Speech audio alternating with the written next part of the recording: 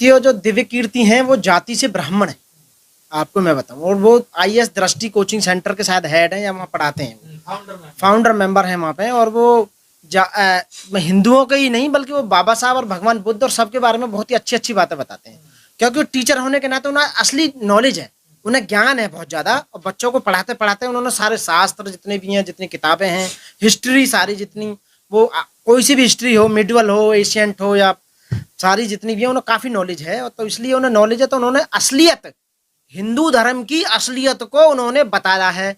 और जो सच्चाई बात बताएगा, जो सच्ची बात बताएगा यहाँ पर, वो दुश्मन है हिंदुओं का, आरएसएस का। जितने भी कट्टर आरएसएसवादी हैं, बीजेपी वाले हैं, वो ऐसे लोगों को बिल्कुल भी सहन नहीं कर सकते जो हिंदू धर्म के किसी देवी देवता या उनकी किताब या हिंदू धर्म के किसी भी जो उन्हें आगे बढ़ाने वाले जो भी तथ्य हैं उनके बारे में बात करेगा या बोलेगा या उनकी सच्चाई बताएगा, उन्हें वो दुश्मन नजर आएगा। तो इसलिए दिव्य कीर्ति जो है वो उन्हें इस समय दुश्मन नजर आ रहे हैं। और खासकर इसलिए दुश्मन नजर आ रहे हैं वो कि ये तो हमारी जाति का है, ब्राह्मण होने के बाद भी, एक ब्राह्मण जाति से होने के बाद भी फिर भी हिंदू धर्म को वो पूजने का मतलब बदनाम करने का काम कर रहा है। कौन करी है? बिल्कुल करी है, उसके प्रूफ है, सारे प्रूफ है। उसमें जो इतने दलित साहित्य हैं, शास्त्र है, उनमें लिखा हुआ है कि यहाँ सम्मुख ऋषि को राम ने मारा था, मर्डर किया था। आज के जमाने में होता तो राम पर सबसे पहले केस चलाता, मैं दलित मर्डर केस चलता उस पर, सम्मुख ऋषि के हाथ पे।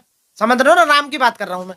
और फांसी पे चढ़ता राम, उसके गले में फांसी का फंदा लटका के ऊपर चढ़ा दिया जाता राम। आज की डेट में सम्मुख ऋषि को मार देता। आज की डेट में बीजेपी वाले, आरएसएस वाले, राम के जितने भी वंशज हैं, आज किसी दलित उसकी ऋषि की या किसी शिक्षक की हत्या करोगे, क्या होगा? 302 लगेगी ना। क्योंकि उस समय जब मारा था तो उस समय लॉर्ड मैकाले नहीं था। सन 1860 में जो आईपीसी बनाई थी उस समय लॉर्ड मैकाले बना नहीं पाया था। और शायद उसके जमाने में लॉर्ड मैकाले होता, 1860 की आईपीसी होती, तो 302 में राम को फांसी होती 100%। आप हिंदुओं की भावना भड़का रहे हैं। भावना नहीं भड़का रहा हूं मैं, केस। अरे कमाल यार, केस है, भावना का क्या मतलब है? राम ने उसको मारा, मर्डर केस हो गया ना। तो मैं सिर्फ प्रभु राम की बात। अरे काय का भगवान यार, कमाल है। भगवान मर्डर करता है कहीं? भगवान कैसी बात कर रहे हो? राम को भगवान मानने हो तुम? कैसी? हाँ, किसने माना राम को भगवान? बताओ। इंसान है वो, इंसान का पैदा हुआ था ना, वो दशरथ का पुत्र था, दशरथ का पुत्र था ना वो। तो राम भगवान कैसे होगा भाई? मेरे को बताना कैसा भगवान है, मैं यही तो पूछना चाह रहा हूँ। ऐसे कौन से सबूत है उन्होंने भगवान ऐसा उन्होंने कौन सा काम कर दिया बताओ? सीता को उन्होंने बेचारी को अग्नि परीक्षा के लिए तैयार कर दिया। आप बताइए, अपनी बीवी पे जिसने शक किया हो है कि तू वहां रावण के पास रह के आई है, तुझे अपने उसका सत्य का प्रूफ देना होगा। समझ रहे हो ना? तब वो राम की बात कर रहे हो। ऋषि को उसने मारा, बाली को उसने मारा, राम ने मारा था ना बाली को, छिपका जो मारा था। तो राम के जितने भी कर्तव्य कार्य थे तो वो भगवान के काम थोड़ी थे। और फिर दूसरा नंबर मेरी समझ में ना आवे, पूरा कुनवा ने भगवान का ठेका ले रखा। दशरथ भी भगवान, राम भी भगवान, शत्रुघ्न भी भगवान, लक्ष्मण भी भगवान, सीता भी, अरे पूरा खानदानी भगवान है। कोई बचेगा बना भगवान के ना? बताओ ना तुम। भगवान एक हो गया कि पूरा खानदान का खानदान भगवान? मतलब वो भी, मतलब राम भी भगवान, बाकी बहू भी भगवान, बाकी बाप भी भगवान, बाकी भैया भगवान, सारे भगवान ही है। मतलब पूरा खानदानी भगवानों का परिवारवाद चल रहा है। तो बीजेपी नु का परिवारवाद नहीं होना चाहिए देश में। तो ये परिवारवाद भगवानों का क्या परिवार होते होंगे बताओ तुम? अच्छे कर्म थे ना। अरे मैं ये कह रहा हूँ, अच्छे हो या गलत हो, भगवान तो एक ही होगा ना। जनता उन्हें भगवान मानती है। मैं तुम्हारे कहने से, जनता के कहने से मानो भगवान राम, ठीक है जी, राम भगवान थे। वह घरवाली कौन सी सीता जो होगी लक्ष्मी, बताओ ना। लक्ष्मण कौन सा भगवान होगा? दशरथ कौन सा भगवान होगा? बताओ ना तुम। और भरत शत्रुघ्न ये कहाँ के भगवान होगा? पूरा खानदानी भगवान होगा? मेरी समझ में ना आवे।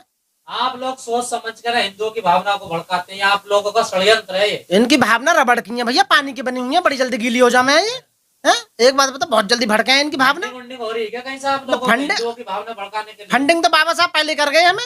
जब 1950 में संविधान बनाया था तो फंडिंग संविधान में करके गए। आय के जितने भी साधन हैं सारे आरएसएस और बीजेपी के पास ही। तो आज की डेट में जितने संविधानिक पद हैं वो सब बीजेपी के पास है। जितने कॉन्स्टिट्यूशनल पोस्ट हैं, जितने हाई कोर्ट और सुप्रीम कोर्ट के जज हैं, वो सब लिखते पढ़ते नहीं तो फिर कहाँ से नौकरियां मिलेंगी आपको? लिखते पढ़ते भैया का इतिहास उठा के देख लो। सन 1950 के बाद में सबसे ज्यादा प्रोग्रेस पढ़ाई लिखाई में एससीओ ने, दलितों ने करी है। खासकर बाबा साहब अम्बेडकर के वंशजों ने करी है। पदों पर तो जानबूझ के राजनीतिक वो की जा रही है ना, ले नहीं रहे ना। आप बताइए ना, अभी नहीं ले रहे, बिल्कुल भी नहीं ले रहे, बिल्कुल भी। अब ये समझ लीजिए यदि हमारा जज का एग्जाम भी पास हो जाता है ना तो हमें इंटरव्यू में बाहर कर देते हैं। आप बताइए, सन 2000 से लेके और आज तक यूपी में एडीजे की जितनी वैकेंसी भरी है मात्र 2 स्टूडेंट लिए हैं बस आज तक 22 साल में। एडीजे की कहते हैं कि सुटेलो कैंडिडेट आ ही ना रहे हैं। हिंदुओं के पीछे क्यों पड़ गए? उनके धर्म देवी देवताओं के पीछे? अरे हमारे जो था उनके देवी देवता कहीं जाओ, हिंदू धर्म कहीं जाओ, हमें कोई मतलब ना भैया। हम गलत काम के पीछे हैं कोई भी आदमी देश में गलत करेगा, बाबा साहब ने कहा था कि जब भी आप गलत कहीं हो तो उसका विरोध करना। हम विरोध करते हैं। दिव्य कीर्ति बिल्कुल सही बात कर रहा है, मैं दिव्य कीर्ति के साथ हूँ 100%, पूरा समर्थन करता हूँ। हाँ तो किताबों में तो लिखा हो, अरे दिव्य कीर्ति अपनी माँ के पेट से हुआ, पढ़ के आ रहा है, उसने किताब में से तो पढ़ा था जो भी पढ़ा था। आप बताइए, जो भी यहाँ पढ़ रहा है वो किताबों के बारे में पढ़ रहा है। अरे यही तो बता रहा है कि राम भगवान है, यही बता रहा है कि बहू भी भगवान है, यही बता रहा है कि बाप भी भगवान है, भैया भगवान है, सारे भगवान है। तो लोग समझ रहे हैं भगवान है। हमने पढ़ लिया किताब में कि भगवान नहीं है, तो जब तो कह रहे हैं भगवान नहीं है। एक जो नास्तिक होता है ना, वो ज्यादा कलबंद होता है आस्तिक से। एक भगवान को मान लो। बोलिए सीता माता राम। अरे मैं सीता माता क्या बोलूं, राम की बहू बोलूंगा मैं, तो उसकी घरवाली नहीं क्या वो? मैं माता होगी तुम्हारी, मैं तो बोलूंगा उसकी पत्नी थी वो, तो राम की ही ना उसकी बहू। बताइए, राम की घरवाली थी ना वो। जेल हो सकती है। अरे यार कैसी बात कर रहे हो, जेल? तो मैंने ऐसा भाई कौन सी बात बोल दी जो जेल हो जाएगी? बताइए। भगवानों के खिलाफ बोल रहे हैं उल्टे सीधे सब। पहले तो भगवान के प्रूफ ही ना दे इसके अंदर। जब ये कोर्ट में प्रूफ करेंगे कि ये भगवान है, पहले तो इन्हें हम तो कहना भगवान है तो बुला कला भगवान है, वो स्टेटमेंट देगा। भाई मेरी समझ ना आवे, मैं भगवान को बुरा बोलता हूँ तो भगवान की दो औलाद है, एक तो मानने वाले, एक मेरे जैसे ना मानने वाले। तो भगवान के लिए दोनों बराबर है। अब मैं भगवान के लिए उल्टा बोलता हूँ, भगवान को गाली देता हूँ, तो मुझे भगवान दंड देगा या ये मेरा जो बराबर का भैया वो देगा मुझे दंड? यही तो शिकायत है उन लोगों की कि आप हिंदू देवी देवताओं का अपमान करते हैं, दूसरे धर्म के कुछ नहीं बोलते। अरे मैं इसलिए उनके अपमान करूं देवी देवताओं का, इसलिए वो कभी तो आएगा जमीन पे उतर के जो मेरे को दंडित करेगा, मारेगा मुझे। मैं उसे देखना चाहता हूँ भगवान को कितनी ताकत है उसके अंदर। बताओ, वो तो जो दूसरे आदमी जो बेचारे आहत हो रहे हैं वो तो मेरे भैया हैं, वो मेरा भैया है। वो तो मेरे घर में एक भगवान को मानने वाला, एक नहीं मानने वाला, तो हम दोनों में आपस में लड़ाई हो रही है। तो भाई वो टीचर बिल्कुल सही इतिहास बता रहा है, जो सच्चाई है वो बता रहा है, इतिहास में देखा हुआ है सारा। ऐसा थोड़ी है। आहत गैंग है ये, जिनकी भावनाएं आहत हो जाती हैं, आपको नहीं लगता इनका कारण? अरे भैया कोई आहत नहीं होती, मलाई मार रहे हैं टोटल। जितने भी नू कह रहा है मेरे को बता दे किसकी आहत आ रही है। सबके अकाउंट भरे पड़े हैं। इतना मोटा माल लिया है, आय के साधनों पे इतना कब्जा कर लिया है, उन्हीं की आहत हो रही है। ये आहत जो उनकी जो भावना आहत हो रही है, जिस आदमी की भी भावना आहत हो रही है, ये समझ लो उसने मोटी मलाई मार रखी है भैया, पूरी मोटी मलाई मार रखी, लूट के खा लिया। बेईमान आदमी है, एक नंबर का बेईमान है, लूट का धर रखा होगा। अकाउंट छान लो, उसके नाम पे पेट्रोल पंप मिलेंगे, उसके नाम पर गैस एजेंसी मिलेंगे, स्कूल मिलेंगे, इंस्टीट्यूट मिलेंगे। 22 प्रतिज्ञा आज की ली, वो 14 अक्टूबर 1956 को बाबा साहब ने ली थी। और वो जो है इनके केंद्र सरकार का जो वो डिपार्टमेंट है अम्बेडकर फाउंडेशन, उनके जो मंत्री हैं उन्होंने भी छपाई थी, वो किताबों में छपी पड़ी है। हमको अपने पास से लेके आए उन्होंने बना के 22 प्रतिज्ञा ने, वो बाबा साहब ने ली और सदा से ली जा रही है, तो हमने भी ले ली। तो आप लोगों पर दबाव बना रहे हैं ना? किस चीज का दबाव बना रहे हैं? 22 प्रतिज्ञा लीजिए, 22 प्रतिज्ञा वापस लीजिए। ना अपनी मर्जी से ले रहे हैं, अपनी खुशी से ले रहे हैं, सारे जो ले रहे हैं, कोई प्रॉब्लम नहीं है। 10,000 लोगों के आज सुप्रीम कोर्ट भी खतरे में पड़ गया है।